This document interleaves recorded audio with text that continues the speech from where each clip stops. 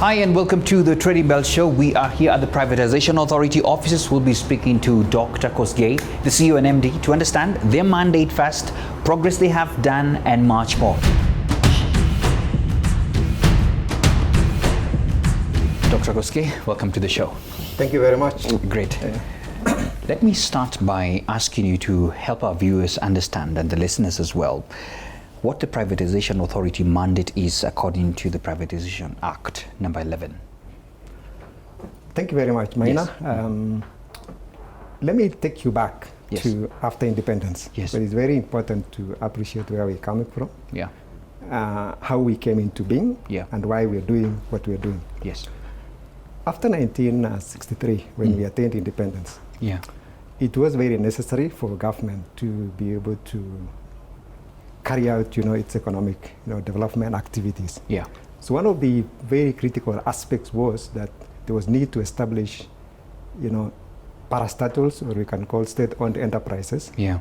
with a view and perspective, of achieving certain, national interest and goals. Yeah. And one of these was to redress areas where there were imbalances in terms of economic development. Mm-hmm. There was also a need at that particular point to make sure that, the economy of the country was actually Kenyanized. And therefore, there was need to establish, state corporations to be able to address some of these issues and be able to achieve what the government then, after independence, wanted to make sure that the country achieved, its economic plan activities. Yeah. So that in itself then brought into being Mm-hmm. the creation and establishment of parastatals. Yeah. And there's been a process of reforming these particular state corporations. It started in 1979. There was another one in 1982. Mm-hmm. It moved on until 1992 when, there was a policy that was put in place to be able to guide on how state corporations could be managed better. Mm-hmm. And that is when the first cases of privatization happened, but then under the National Treasury. Okay. And this process went on until 2005, Mm-hmm. when the feeling then was, it was then very necessary that we have an institutional framework where there is an entity that is tasked with the responsibility of managing the reform process of state corporations, Okay. and particularly the ones that had been identified as not being strategic. Mm-hmm. And therefore, in 2005, that is when we had the Privatization Act that established the Privatization Commission under Section 3. Mm-hmm. And so the Privatization Commission then came into being on the 1st of January 2008. Mm-hmm. And the responsibility of the Commission then was to do what you're calling formulation, which is the identification of what to privatize, Mm-hmm. management and implementation. And that went on until last year, 2023, when then there was a review of the Privatization Act to take into consideration so many things that had happened, including the fact that Kenya in 2010 had a new constitution. Yeah. And therefore we needed to align the Privatization Act with, among others, the constitution. Mm-hmm. And so come October 2023, that is when the Privatization Authority came into being. Mm-hmm. So what do we do? So our responsibility is to continue the government program Yeah. of reforming certain state corporations which are not strategic for the Yeah. country. Yeah. As we did indicate, some of these were established that time Yeah. to redress economic imbalances. Yeah. But given what has happened over time, Yeah. that has been achieved. Yeah. And therefore then the question that comes in is, do we still need to continue having some of these state corporations being run by government? Yeah. And therefore then the question then comes in, I think in some instances, Yeah. the sectors where we had established state corporations to be able to achieve certain purposes Yeah. are being achieved. Okay. We are private sector now, vibrant, Yeah. and very busy and operating within those particular sectors. Okay. And therefore then the need arises that privatization comes in. So ours is to carry on with the process Mm-hmm. of midwifing the process of transfer of assets belonging to certain specific non-strategic public entities into Yeah. private hands. Okay. And that is what we do. No, I think that's very clear, and thank you so much for that brief definition and introduction.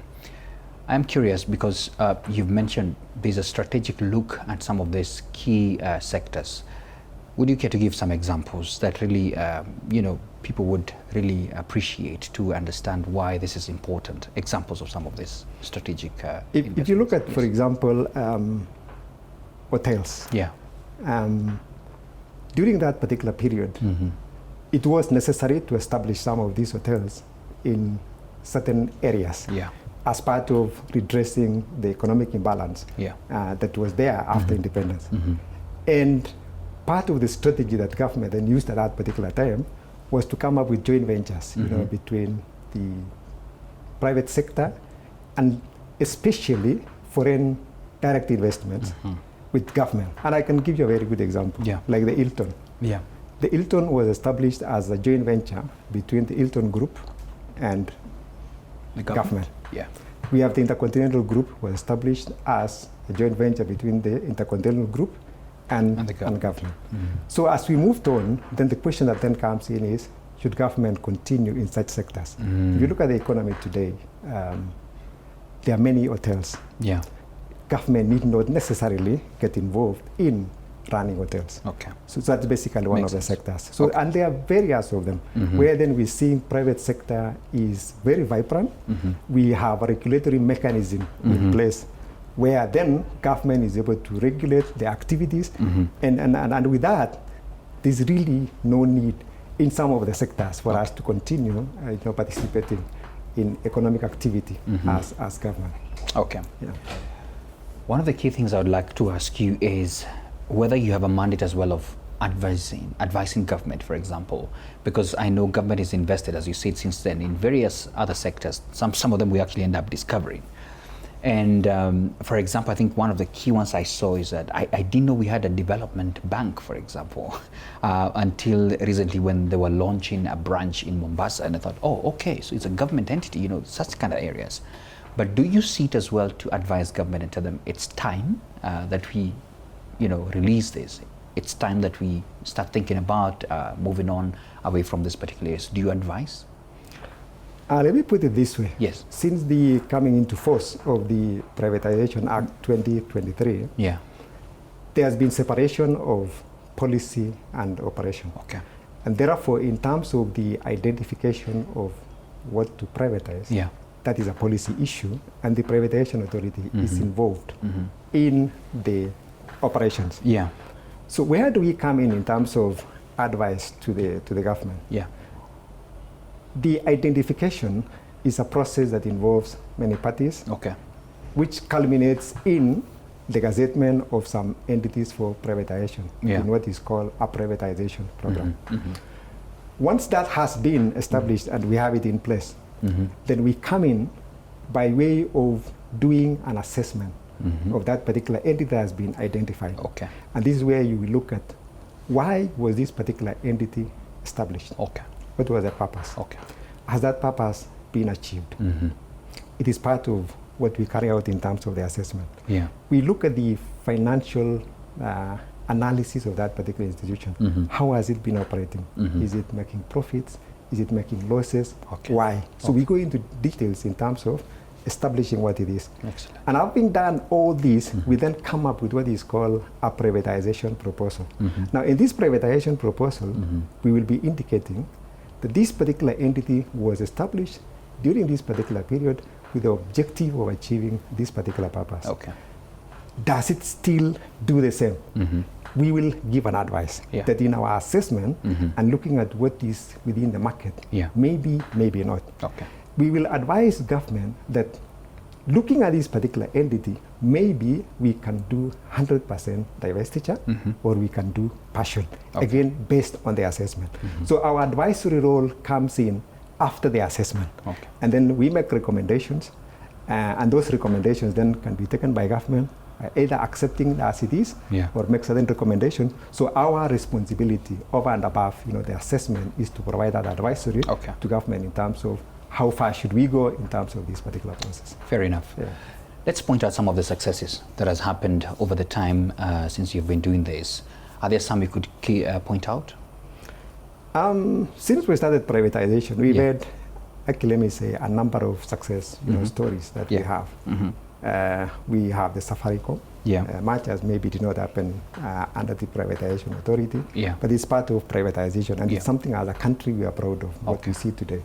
We have Kenya Wine Agencies. Now, this was a company that was struggling before 2014, when the first phase of privatization took place. And if you were to look at the progress that company has made from that time to today, it is tremendous. And this is where you can actually be able to point and look at how successful privatization can be. It used to operate within industrial area, but today, as we speak, they have a multi-million facility at Tatu City. And if you look at the role that it plays in terms of paying taxes to the government, employment opportunity that it creates, I mean, it's really a success story. You look at KCB, it was a small bank before privatization. It's grown, it's now even done regional expansion. And everybody knows the story. So we have Kenya Re, So they are success stories. We've actually been able to see the benefit that have arisen from the privatization. And we can actually talk about these success stories as being that which should actually help us in terms of then looking at it as a country and saying, I think the future is, I think privatization is where to go. All right.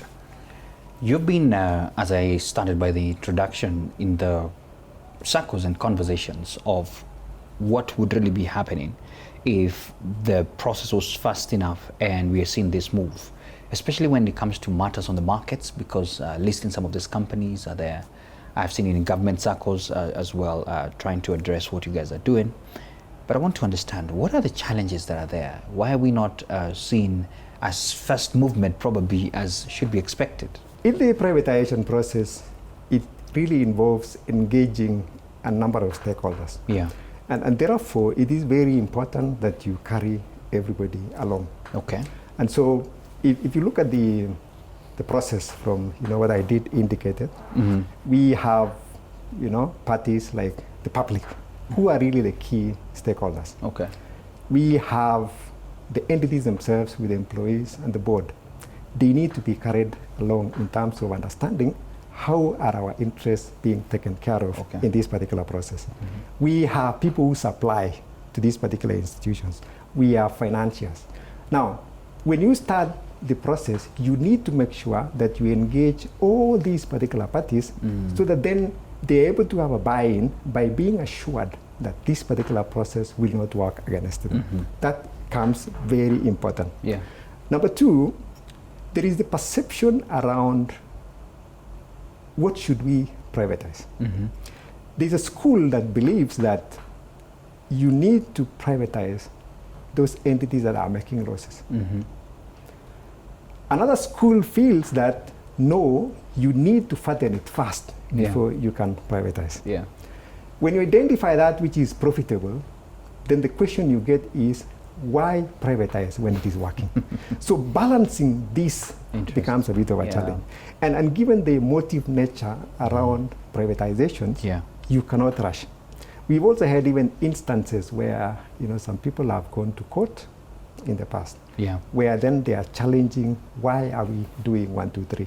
And we've had to explain, we've had to do some sensitization, and we've managed to achieve through an ADR mechanism, where then after explaining what it is, how they're going to benefit, why they're not going to lose out, the assurances, then we've been able to see some progress. So the challenges that we face normally are issues around perceptions.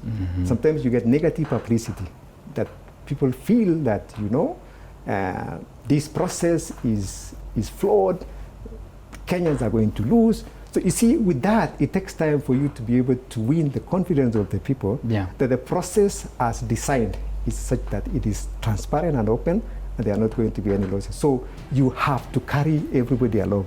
And that process of carrying everybody along is not something that you can do quickly. So it is very important that you get buy-in for you to, from everybody. To succeed in the privatization process.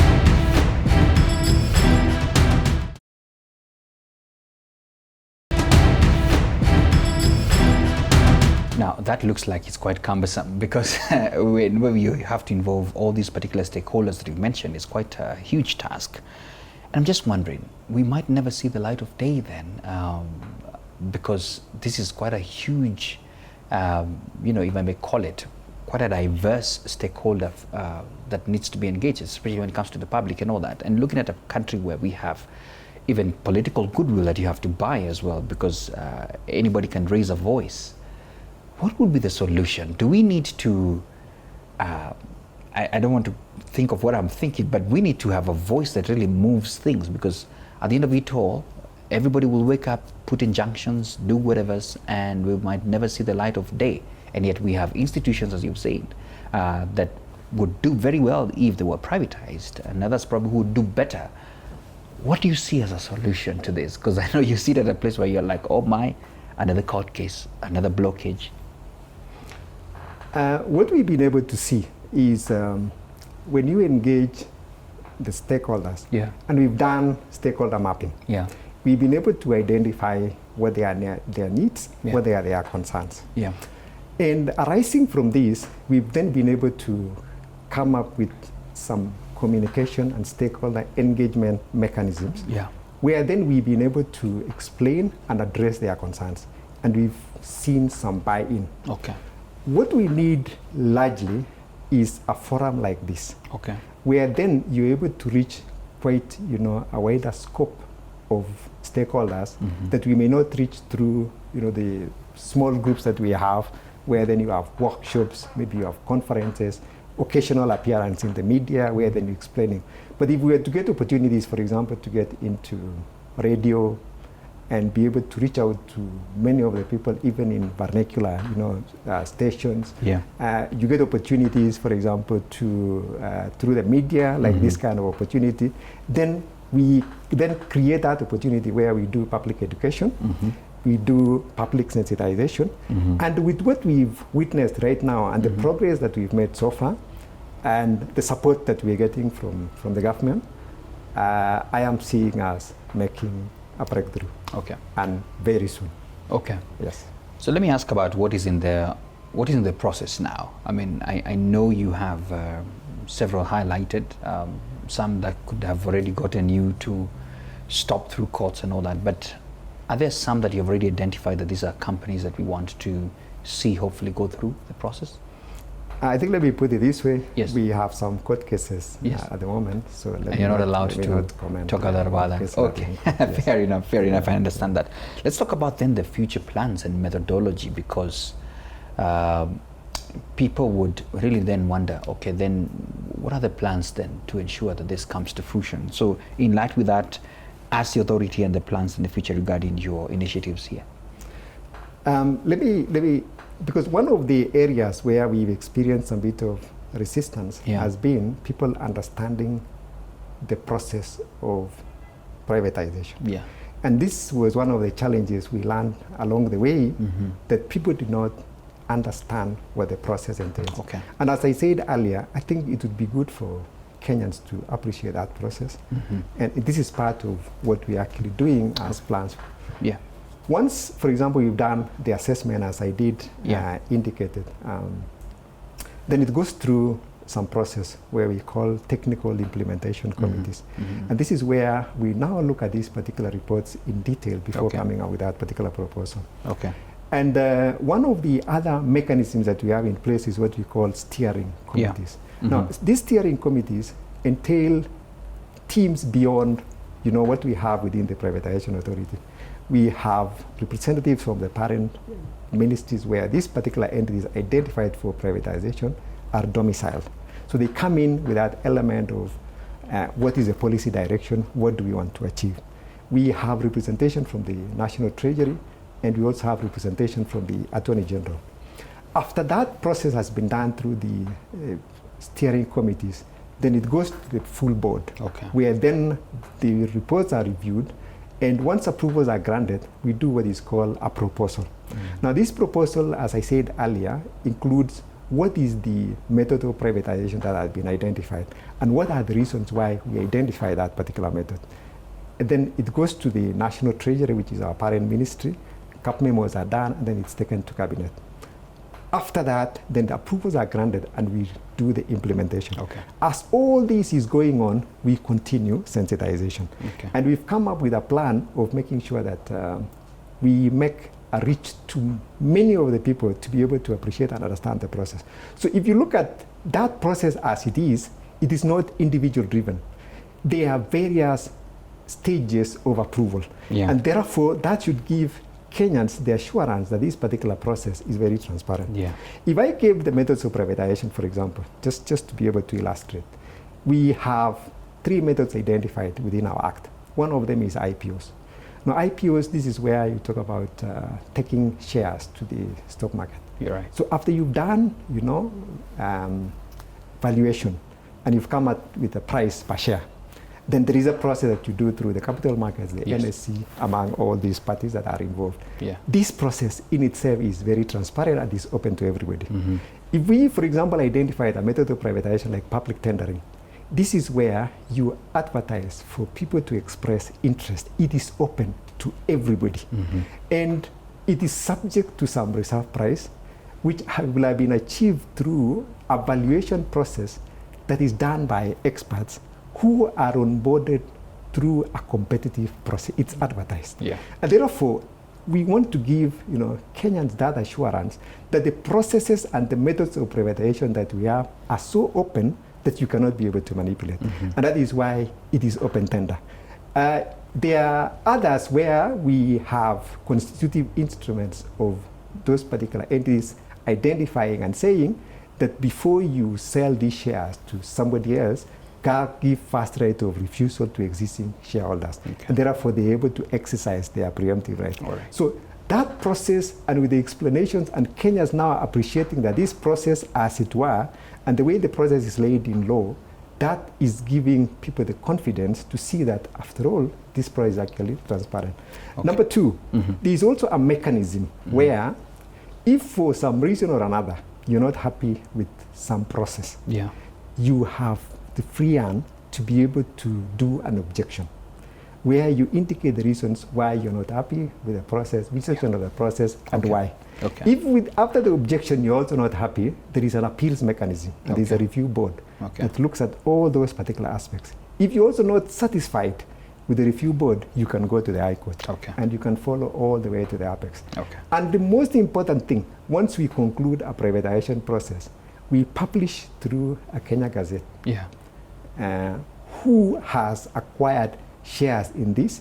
We even go to the extent of detailing who those shareholders and the beneficial owners of that particular company that we will have already given the shareholding. Okay. So Kenyans should have that assurance that this process, as it were, is very transparent, Yeah. and you can interrogate anything anywhere along the way. And that is what we are trying to do in making sure that we educate our people. Yeah. We do sensitization to be Yeah. able to appreciate and look at the values and benefits of privatization. Okay.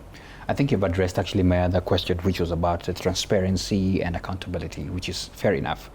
So then as we come to a close, I want us to do it now then here, because Kenyans are here and they have listened to you and they have heard what this is all about. And we want to convince them why this is important. And I think one of the best ways to convince people is to really show them the impact it would have on not just maybe the economy, or even just probably even to a lot of the things that we're talking about. I mean, with the season of even budgets and all those things, and maybe you could actually probably paint a picture to them that this would have this particular effect on the economy. Convince Kenyans why this is important. Yes. I have given examples of success stories. Yes. We don't need to tell anybody where Safaricom is today. Absolutely. If you do a comparison of where that company was at that time before privatization, where it is today, Yeah. we can see. Absolutely.